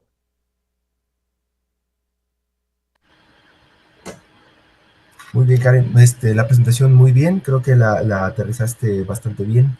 El estudio del paciente posoperado es multifactorial, como bien lo estableciste, y pues efectivamente, ¿no? Si el paciente continúa con síntomas después de una cirugía y mejora poco o nada con un tratamiento médico, pues la reintervención sería lo más adecuado. Aquí tal vez lo que habría que comentar es si es una reintervención de RTUP o una reintervención con láser, ¿sí? Porque la RTU tiene el déficit en la técnica que no resecas el ápex, ¿sí? Entonces, si tú entras y te encuentras ápex, tejido residual en el ápex, pues otra resección, pues solamente lo pones en riesgo de tener incontinencia, ¿saben? Porque ya estás bajo mucha presión y con una técnica, o más bien con un material inadecuado. Ahí lo más recomendable tal vez sería reintervenir, pero con una enucleación con láser, ¿sí? Ahí sí, cuando son posoperados de RTUP, tienen síntomas, no mejoran con tratamiento, sí siempre les hago una técnica en bloque y con la técnica del doctor Gómez Sancha, que ese es lo ideal, porque ahí sí ya estás quitando por completo todo el tejido apical y estás liberando al paciente de tejido residual o tejido que va a crecer en poco tiempo, ¿sí? Nada más sería eso enfocar, o sea que si la reintervención es otra RTOP, pues como que no tiene mucho sentido, ¿no? No sé si leíste algo acerca de la enucleación post-RTU. No, doctor, la verdad, como la comparación se enfocaba pues en hacer otra reintervención con la resección, pues no leí nada de lo con láser. Ok. Ahí nada más te hubiera recomendado esto, ¿no? O sea, reintervenir a tu paciente. Aquí la contienda es manejo de persistencia, reintervención versus manejo médico. Si va a haber una reintervención, pues enfocarse un poquito más en la enucleación, que sería como que la reintervención adecuada, ¿sale? Muchas gracias. Gracias. Gracias, Pablo. Gracias, Karen. Miguel. Gracias, Karen. Coincido, buena presentación. Yo nada más sí quería hacer hincapié. Digo, creo que hoy sabemos y con la evolución que ha tenido la enucleación, que la tasa de reintervención de RTUP es bastante alta. Creo que habría que gradificar un poco realmente el volumen preoperatorio para considerar esta reintervención. Ahí mencionabas que hay un 7% de reintervención posterior a HOLEP. Me gustaría revisar un poco cuándo fue reportado esto, dado que hoy en día con las técnicas actualizadas y con los láseres que tenemos, creo que esta incidencia de reintervención ha disminuido significativamente al 1% a 8 o 10 años. Y coincido un poco con lo previamente mencionado. Creo que hoy el estándar en estos pacientes y más cuando persisten con síntomas es definitivamente la posibilidad de tejido residual y más posterior a una RTUP. Hoy estoy más que convencido que la forma en la que aprendemos a resecar, posiblemente los que consideramos que resecamos muy bien dejamos demasiado tejido, y algo que a mí se me ha hecho especialmente claro y poderle traducir a este paciente la realidad de su problema, y más cuando yo no hice esa intervención previa, la posibilidad de tener una imagen de resonancia magnética y poder delimitar perfectamente bien la zona adenomatosa y el sitio en donde realmente queda este tejido residual, traduce mucha satisfacción al paciente y tranquilidad. Y coincido en el abordaje endoscópico con láser y hacer una enucleación en bloque, creo que puede ser la mejor solución para el paciente. Gracias. Muchas Muchas gracias. gracias, Miguel. Gracias. Noé. Sí, muchas gracias. Sí, sí, coincido. Muy buena presentación. Muchas felicidades, doctora. Nada más que creo que nos fuimos un poquito, tenía medio chanfle el título del debate, porque nos fuimos con la finta de reintervención hablando de la necesidad de quitar tejido obstructivo que hubiera recurrido en un paciente previamente operado de RTUP, y el título es Persistencia de síntomas de almacenamiento, ¿no? Entonces, a ver, vamos a ver qué tipo de reintervención necesitaría un paciente que tiene predominio de los síntomas de almacenamiento. ¿Una resección o estamos hablando de una reintervención para la necesidad de aplicarle toxina botulínica a la vejiga? El papel de la urodinamia posoperatoria en un paciente con persistencia específicamente de los síntomas de almacenamiento, ¿no? Hay que recordar que muchos pacientes, sobre todo estos que tienen predominio de los síntomas de almacenamiento previamente a una cirugía prostática, tienen muchas posibilidades de que después de la intervención, inclusive los síntomas de almacenamiento se agudicen. Y eso no necesariamente quiere decir que estén mal enucleados o mal resecados, sobre todo cuando estamos hablando de esta presentación de síntomas persistentes al corto plazo, ¿no? Entonces, no sé qué opinas específicamente hablando de reintervención. ¿Tú te enfocaste específicamente a resección o reenucleación o a qué tipo de reintervención? Sí, a reintervención y sí es también tomando en cuenta lo que usted dice, también posterior a cualquier desobstrucción, pues hay cambios de Ujú. remodelación que podríamos decir que esas vejigas ya quedaron con algún daño y es la causa pues de estos síntomas de almacenamiento, no precisamente porque estén obstructivos. Entonces de ahí lo que traté de enfatizar al final era la necesidad pues de hacer estudiar bien al paciente, hacer su urodinamia y si cumple con un patrón obstructivo, pues hacer la cirugía de Reintervenir. desobstrucción, pero si no hacer Ujú. otra reintervención. Ok, sí, ese es un foco que no debemos perder, ¿no? Sobre todo porque estamos hablando en un seguimiento de 7 años, ¿no? Y nuevamente lo que comentó Pablo, yo considero a nosotros nos han llegado muchos pacientes de Redo, tanto de RTUP como de Greenlight, como de Resum, como de Urolift.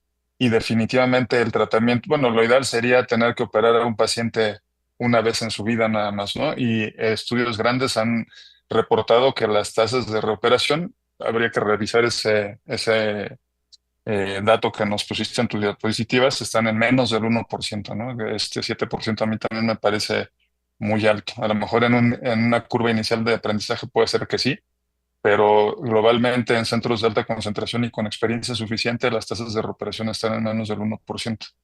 Pero bueno, si vas a tener que reintervenir a alguien, definitivamente la enucleación prostática con cualquier energía debe ser la opción, ¿no? Muchas gracias. Gracias. Muchas gracias, Noé. Muchas gracias, Karen. Y vamos con los prófugos del Fournier, que se llama Christopher o Héctor, quien va a plantear el tratamiento farmacológico. Muy bien, Christopher.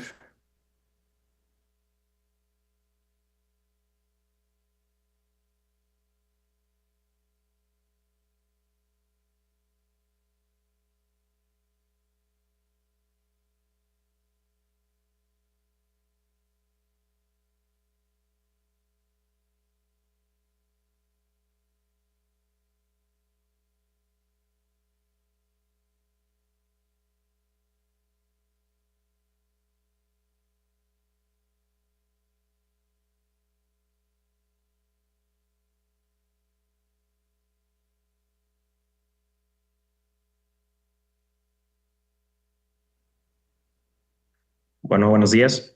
A mí me toca defender el manejo de persistencia de síntomas de almacenamiento posterior a una R2P después de 7 años y voy a defender el manejo médico. Bueno, iniciando con la prevalencia de este tipo de síntomas, sabemos que los pacientes que protocolizamos para una cirugía desobstructiva de vejiga, pues principalmente es esa la situación, ¿no? Una obstrucción en la salida vesical. Sin embargo, encontramos que pacientes con crecimiento prostático pudiesen tener un factor de hiperactividad del detrusor como base. Entonces, encontramos que la hiperactividad del detrusor va a estar presente hasta en el 50% de los pacientes con vejiga hiperactiva y que ciertos factores relacionados son de mal pronóstico, tanto como una edad avanzada, mayor de 70 años, y un aumento en el grado de obstrucción. Esto se relaciona a una mayor hiperactividad del detrusor. Se ha encontrado que en pacientes con crecimiento prostático obstructivo presentan una hiperactividad del detrusor de hasta el 60.2%. Lo que nos menciona la guía europea es que hay una prevalencia de incontinencia urinaria post-R2P de hasta un 4 al 14%. Evaluando este metaanálisis reciente del 2024, que incluyó a 8.521 pacientes posoperados de una R2P con seguimiento largo de 20 años, encontraron que los síntomas de almacenamiento persistían después de este seguimiento de hasta el 19%. La incontinencia urinaria pues, se presentaba solamente hasta en el 8%. Como hablábamos previamente, la edad se ha encontrado que es un factor pronóstico en caso de que tengamos un paciente mayor de 70 años, pues esto se va a relacionar a un factor de mal pronóstico. Se realiza este estudio de 125 pacientes que fueron operados por crecimiento prostático obstructivo. Aquí se definieron 3 grupos de estudio, aquellos pacientes que llevaron a R2P, adenomectomía abierta y prostatectomía radical, y la evaluación de estos pacientes pues, fue con un estudio aerodinámico postquirúrgico de 24 meses. Los resultados encontraron que la insuficiencia o la incompetencia del esfínter uretral es la causa más común de incontinencia en pacientes posoperados de R2P. La hiperactividad del detrusor fue más frecuente en pacientes posoperados de R2P en comparación con los otros abordajes quirúrgicos, y cada año, arriba de 70 años, aumenta hasta 5.3 el riesgo de una disfunción vesical. Otro tipo de manejo que podemos tener en este tipo de pacientes que permanezcan con síntomas, pues son los cambios al estilo de vida. Hemos encontrado que la obesidad también representa un factor de mal pronóstico para la persistencia de aquellos pacientes que llevas a R2P. Este es un estudio de 378 pacientes. Se dividieron en 2 grupos, aquellos pacientes que cumplían con los criterios de síndrome metabólico y aquellos que no tenían síndrome metabólico. Los resultados encontraron que los síntomas urinarios del tracto bajo, severos de almacenamiento posquirúrgicos, lo encontraban de manera general hasta un 39.4. Sin embargo, la mejoría del IPSS total, pues hay una diferencia significativa en pacientes que no tenían síndrome metabólico, un 81%, con síndrome metabólico al 63%.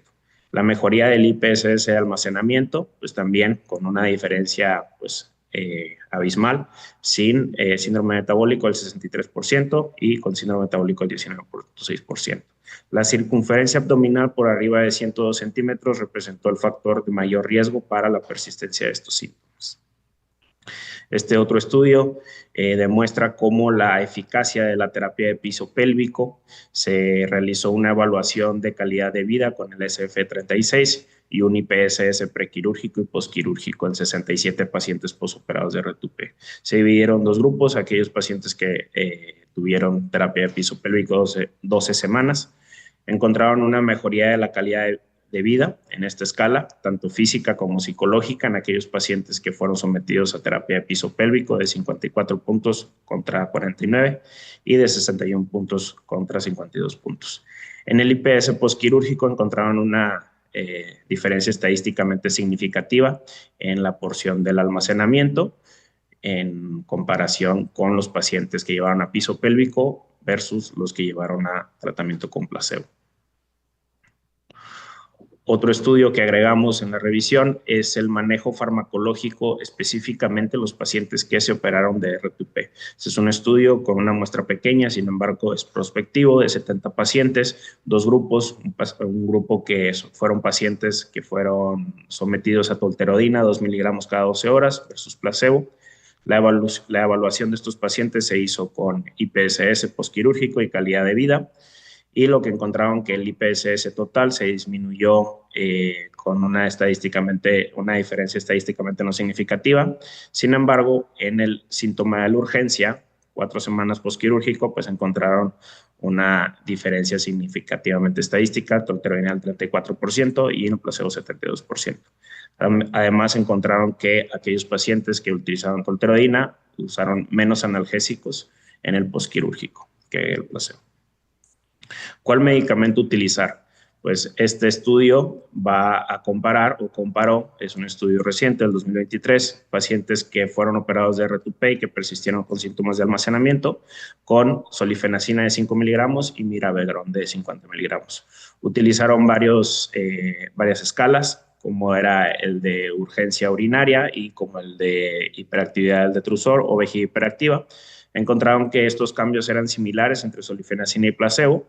Sin embargo, los efectos adversos con solifenacina de 15.8% y retención urinaria del 10.5%, pues hicieron escoger a mirabegrón como mejor tratamiento debido a que no tenía efectos adversos.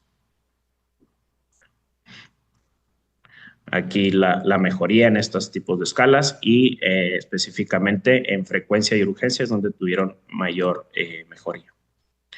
Este es otro estudio, un estudio prospectivo que evalúa la eficacia de la terapia de ondas de choque de baja intensidad. 3 grupos, terapias de ondas de choque, placebo y solifenacina, evaluación con diario miccional y con score de vejiga hiperactiva. Encontraron que en terapia de ondas de choque de baja intensidad, 55% mejoraron, con solifenacina hasta el 60%. En la urodinamia también mejoraron con la terapia de ondas de choque de 24 mililitros versus la solifenacina de 19 mililitros, y la hiperactividad del detrusor también con mejoría en el grupo de terapias de ondas de choque. Los efectos adversos pues fueron mayor en el grupo de solifenacina. Como conclusiones, la prevalencia de persistencia de los síntomas de almacenamiento post-RTUP es del 19 al 30%. La edad de mayor de 70 años representa un factor de mal pronóstico para la resolución de estos síntomas. El tratamiento médico representa la primera línea de tratamiento para la persistencia de los síntomas de almacenamiento, y los cambios del estilo de vida, como la disminución de peso y el control de la presión arterial, son alternativas efectivas en el manejo de estos síntomas. El mirabegrón tiene menos efectos adversos que los antimuscarínicos con un similar control de los síntomas de almacenamiento, y la terapia de ondas de choque de baja intensidad representa una opción terapéutica no quirúrgica con buenos resultados. Gracias. Muchas gracias. Bien. Miguel, comenzamos contigo. Y Christopher, yo solamente te quiero preguntar, vi solamente estudios del manejo de hiperactividad inmediata al tratamiento quirúrgico. Los estudios que presentaste son del manejo de estos síntomas en un periodo posoperatorio, vamos a decir, inmediato o a muy corto plazo. Realmente, si no mal recuerdo, esta plática se basaba en la reaparición de síntomas de vejiga hiperactiva a 7 años de un procedimiento quirúrgico, ¿no? En este caso de resección transuretral, y tu evidencia fue solamente en el manejo de sintomatología de urgencia o de hiperactividad de inmediato. No sé si hubo algún error o alguna interpretación errónea de este motivo de tu plática. No, Doc, lo que pasa es que los estudios que encontré en relación al tratamiento médico en específicamente pacientes posoperados de R2P son estudios recientes y que el seguimiento se ha realizado. Pero el título, digo, yo entiendo, pero la cuestión es realmente cómo se maneja la reaparición de síntomas de hiperactividad después de 7 años de haberse sido sometido un paciente a este procedimiento. No es el manejo de la hiperactividad en un paciente posoperado de RTUP. Creo que esa no era la razón o el motivo de esta plática, ¿no? Ok. Y justamente en ese abordaje y en esa discusión, en la plática previa, es la cuestión de entender la importancia de la reintervención, y aquí era justificar si continuábamos con el manejo médico en estos pacientes y cuál era el beneficio de manejarlo solamente con los medicamentos, ¿no? Sí. Gracias. Gracias, Miguel. Pablo. ¿Qué tal? Bueno, pues me pareció que, como bien dice Noé, este tema viene con un chanfle, ¿no? Es muy complejo. La verdad que tanto a Karen como a ti les tocó bailar con la más fea, porque sí, los síntomas de almacenamiento son muy amplios. Y aquí el problema es que en la resección siempre hay un tejido residual, y el tejido residual genera muchos síntomas de almacenamiento, incluido la frecuencia, la urgencia, la disuria. Eh, entonces, el primer punto sería establecer que el paciente no tiene nada de obstrucción, ¿sale? Si el paciente no tiene nada de obstrucción, pues entonces sí podemos pasar al tratamiento médico, como comentaron, pero por eso yo el tratamiento médico como único remedio para el paciente que ya se operó hace 7 años de RTUP y que está con síntomas de almacenamiento, pues no es una opción, porque siempre existe la duda si tiene o no tejido residual en el ápex, ¿no? Y ese tejido residual pues genera a veces calcificaciones, genera estimulación del trígono de la vejiga, y obviamente una contractilidad del detrusor mucho más fuerte. Entonces debemos de partir del punto en donde no hay ninguna obstrucción, ¿sale? Entonces por eso este tema está muy complejo. La verdad es que eh, abarcarlo en una plática así tan cortita está muy difícil. Y aquí hay que ver varios espectros, ¿no? De los síntomas de almacenamiento, como bien comentó Noé. O sea, trae muy complicado el tema, pero sí debemos de partir desde el punto en donde ya no hay obstrucción. Entonces, por eso el manejo médico es complicado de defender, ¿saben? Muchas gracias, Pablo. Noé. Sí, completamente de acuerdo con lo que comenta Miguel y Pablo. Hay que tratar de, más allá de buscar tener la razón en este ejercicio de búsqueda de información sobre el tema, hay que identificar exactamente qué es lo que se quiere discutir para poder hacer un análisis efectivo, porque si no nos podemos ir con algunos distractores que nos desvían completamente el motivo del debate. Me pareció una buena plática. Creo que conoces bien el tema y sí te metiste a buscar la evidencia que pudieras encontrar. A lo mejor lo que te falló es lo que decía Miguel, que estás, bueno, presentaste lo que está sucediendo después de la cirugía y no a largo plazo, ¿no? Creo que aquí la pregunta que yo te haría sería, ¿qué tanto realmente después de 7 años un paciente con síntomas se presenta realmente, pues, la incidencia después de una cirugía a largo plazo? Presenta síntomas de almacenamiento vesical. Hay que recordar que generalmente cuando un paciente que tiene un factor obstructivo, los síntomas de almacenamiento suelen ser síntomas tardíos de ese proceso obstructivo, ¿no? Entonces, ¿qué opinas de esta situación? Y el pensar que quizás este paciente que después de 7 años vuelve a presentar síntomas de almacenamiento vesical, probablemente nunca estuvo bien desobstruido, ¿no? ¿Qué opinas tú, Cristóbal? Sí, Doc.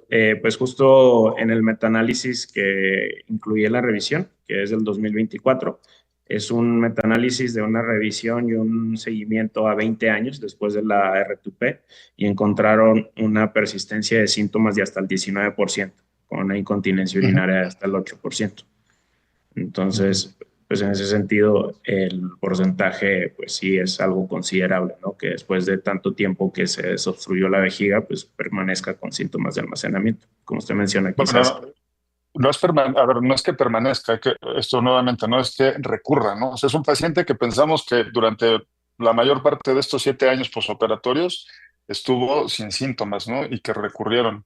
Entonces, nuevamente, la conclusión sería, estos pacientes llevaron un proceso obstructivo largo que al final se manifestó con síntomas de almacenamiento. Y quizás aquí el punto fundamental en el que podríamos redundar es que pues son pacientes que no se desobstruyeron adecuadamente por la técnica que se utilizó desde un principio, ¿no? Sí, Y muchas gracias, sería todo. gracias. Muchas gracias, Noé. Pues con esto concluimos la actividad. Muchas gracias, Christopher. Agradecemos mucho a los jurados, Miguel, Pablo, Noé, de verdad, gracias por el tiempo, por el apoyo, por la aportación que dieron ahorita en estas pláticas. Creo que dejó mucha información, creo que se ahondaron bastantes cosas que no estamos tan familiarizados, sobre todo con estas técnicas, llamemos de emergentes en nuestros días, que ya tiene mucho tiempo la OLED. Ustedes son expertos en el manejo con esta técnica. Y pues no nos queda más que agradecer nuevamente su participación. Y pues vamos a los resultados.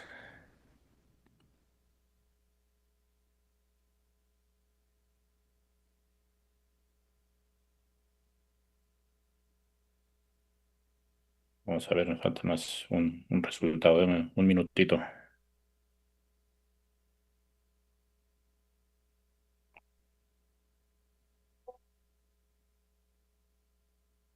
Podemos ir con el...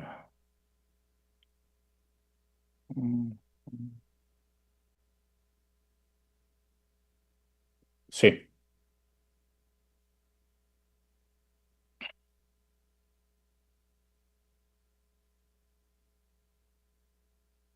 Bueno, en el primer, la primera contienda gana la Glande Gang 105 contra 94 de Prostat Lovers. Un aplauso a la distancia.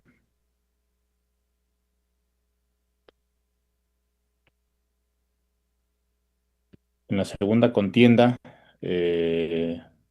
Lituriosos 114 puntos, Uromich 104, gana Lituriosos en este escenario. Y la tercera, permítame.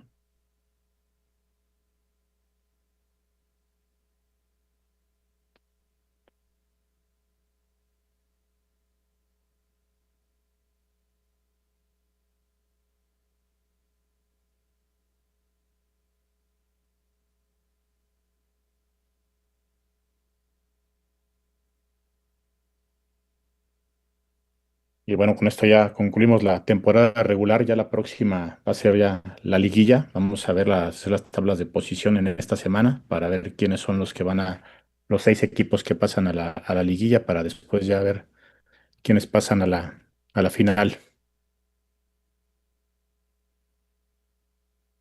Y la tercera contienda, los prófugos de Fornir 100 puntos, Dig Duo 109, gana Dig Duo.